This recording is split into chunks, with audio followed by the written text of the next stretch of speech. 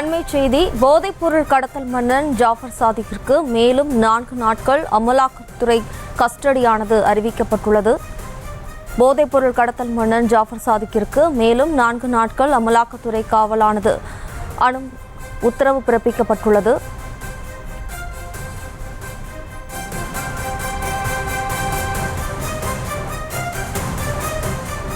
போதைப்பொருள் கடத்தல் மன்னன் ஜாஃபர் சாதிக்கிற்கு மேலும் 4 நாட்கள் அமலாக்கத்துறை கஸ்டடி.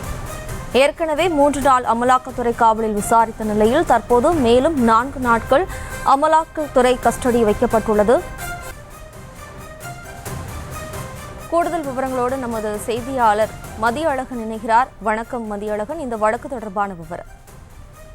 போதைப்பொருள் கடத்தல் வழக்கில் தேசிய போதைப்பொருள் தடுப்பு காவல்துறையால் கடந்த மார்ச் மாதம் கைது செய்யப்பட்ட ஜாஃபர் சாதிக்கை சட்டவிரோத பண பரிவர்த்தனையில் ஈடுபட்டதாக கூறி அமலாக்கத்துறையும் தனியாக வழக்கு பதிவு செய்து ஜூன் 26ஆம் தேதி அவரை கைது செய்தது. இந்த வழக்கு தொடர்பாக சென்னை மாவட்ட முதன்மை அமர்வு நீதிமன்றத்தில் ஆஜர்படுத்தப்பட்ட ஜாஃபர் சாதிக்கை 3 நாட்கள் அமலாக்கத்துறை காவல் வழங்கி கடந்த 17ஆம் தேதி நீதிமன்றம் உத்தரவிட்டிருந்தது. அமலாக்கத்துறை காவல் முடிந்து இன்று ஜாஃபர் சாதிக் சென்னை மாவட்ட முதன்மை அமர்வு நீதிமன்ற நீதிபதி எஸ் அள்ளி முன்பு ஆஜர்படுத்தப்பட்டார்.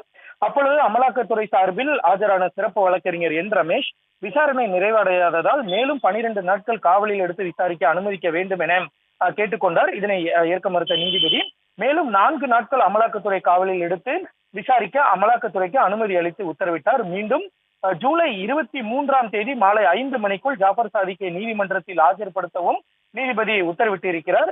இதனை அடுத்து நுங்கம்பாக்கத்தில் இருக்கக்கூடிய அமலாக்கத்துறை அலுவலகத்திற்கு ஜாஃபர் சாதிக் அழைத்து செல்லப்பட்டார்.